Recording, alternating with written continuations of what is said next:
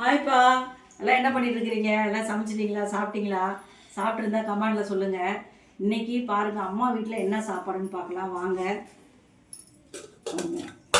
சாப்பாடு ரெடியாக இருக்குது, தட்டில் போட்டுடலாம்.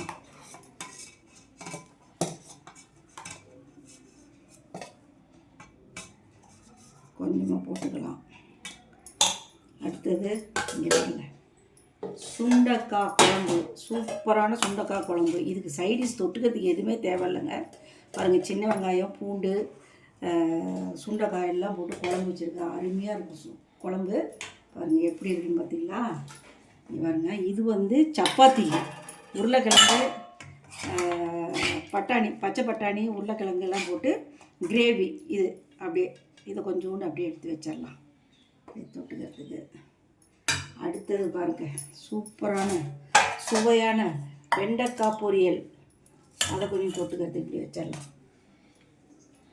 இந்த சுண்டைக்காய் குழம்பு சாப்பாட்டுக்குமே அவ்வளோ டேஸ்ட்டாக இருக்குங்க. இந்த சைடிஷே தேவையில்லை. இதுதான் நம்ம வீட்டில் எப்பவுமே சைடிஷ் வைப்போம். இங்கே வரலாம், அப்பளம் பொரிச்சு வச்சுருக்கேன். அப்பளத்தை தட்டி விட்டு இப்படி 2 வச்சிடலாம் அருமையாக. நேற்று வச்ச ரசம் அப்படியே இருந்துச்சுப்பா, அதனால் ரசத்தோடு விட்டுட்டோம்.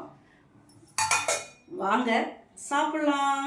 இன்றைக்கி பிறந்த நாள் திரும்ப நாள் உள்ளவங்களுக்கு வாழ்த்து தெரிவிச்சுக்கிறேன். பாய்.